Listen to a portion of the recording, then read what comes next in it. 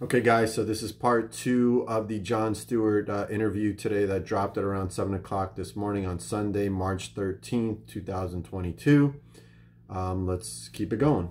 Bad guy, not rich people. It wasn't class warfare because they like Elon Musk, who was, the richest man on earth at the time this episode happened. And he sort of egged it on, also made a lot of money off of young retail investors, by the way. They didn't like Wall Street. And they wanted to give it a black eye. They weren't out there to expose corruption. They didn't know what payment for order flow was until this whole system had shut down. And it shut down because Robinhood and its ilk made it too popular and the system fried its circuits. That's what happened. Right. It wasn't a conspiracy to shut it down. But now it's been turned into like this kind of vendetta when, guys, look at why were you doing all this in the first place? Who got you to do all this? Their intention isn't really the issue. The issue is what they... Okay, so I agree and disagree with that part of the segment with this guy, John. Well, not John, Spencer, sorry. I agree that initially it wasn't our intention to expose Wall Street, not because it wasn't our intention, just not something anybody was looking to do as far as I understand. I heard about the meme stocks and I just wanted to get rich quick. And that's something that they're going to talk about in this video. It just so happens that as we continuously invested in this AMC stock, we started to sniff around and uncover shit. And now it's become I want to get rich with this stock, but I also want to create change and I want things to be fixed about the stock market going forward. And that's become just as important, if not more important than making the money. I know that the edge is to make money. So let's continue. As to try the get rich quick scheme that many people on Wall Street do. Like, how is Citadel not a get rich quick scheme? Yeah. It's just one that's got a lot of power. Like, here's the thing that I like about the ape movement. They're not afraid of any of these guys. Nope. Nope. Everybody's afraid of Citadel. Everybody's afraid of Goldman Sachs. Not Everybody's us. afraid of the big banks. FINRA's afraid of them. The SEC is afraid of them. They won't even go after them. No. Whoa, let's stop that shit right fucking there. No, we are not afraid. You know why? Because all it takes is our money. That's it. That's all we got to do is buy and hold the stock. That's all we got to do. So why would we fucking be afraid of any of them? The only thing we are afraid of in this community is that you fucking cheat us, which is what you're doing, which is what you're going to try to do. And we have to do whatever we have to do to make sure that they don't fucking cheat us out of this situation. Think about that, guys, because that's going to be something that I'm going to talk about next week. I don't think this is going to squeeze naturally. It's not. We're going to have to force our voices and get to somebody that is going to be willing to look and show us exactly, here you guys go, this is what's really going on, or not. But I don't think this is ever going to squeeze until we fucking squeeze the powers that be. They're going to try to cover this up. They're going to try to look the other way and say, no, no, no, no, you guys don't know what you're talking about. Watch Zane's video today, which was really informative. It's not something you're going to want to hear in terms of a rally for AMC, but it is realistic. So watch his video that he dropped today. This inherent corruption that is a Wall Street model. And I think the issue that I have is that whatever the apes' intention was, or whatever the foolhardy nature of their investment strategy, is absolutely not the point. The point is they exposed a system that is supposedly the heart and soul of the American free market system. Say it again, appears to be motherfucker. Anything but that.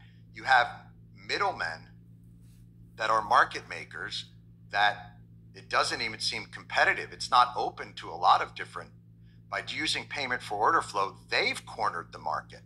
It's not that the apes cornered the market and put Wall Street out of business. It was a stunt to a large extent. But what that stunt exposed, monetary policy in the United States makes it so that Wall Street's kind of the only game in town if you want to build wealth, other than real estate. It is, yeah. That was part of the reason for taking the rates to zero, is to exactly get animal spirits going, and people to take crazy risks. So if you're flowing everybody into this market, but that market is in and of itself not very transparent, not competitive, and is absolutely tilted towards the house, why shouldn't you give it a black eye to try and expose this system? Do you guys love this fucking Jon Stewart? I fucking love this guy, bro. Like, my God, he is just saying exactly what needs to be said, and he's a celebrity, and he loves doing this shit. I am a big time fan of this guy. I was a fan of him before I found out that he is in this game. Like, it seems like he wants to get behind this movement, but I am a fucking sick fan of this guy. I mean, I think this guy at some point, honestly, I've seen some comments, he may run for president. He's kind of neutral left, I would call him, in the political spectrum. I would say he's neutral to left. He does expose a lot of things regarding the Republican ideologies and policies and stuff like that that are very interesting. But I'm really impressed with this guy. Like, he's really, like, he wants to kind of expose things, but it's funny because he's doing it from the middle left.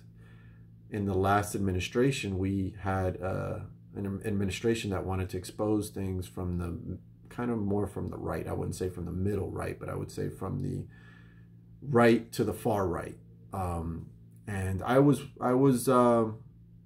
understanding of that movement. You know, I was understanding about that movement. I won't give too much of my opinion on that because I don't want to make it about politics and division and stuff like that.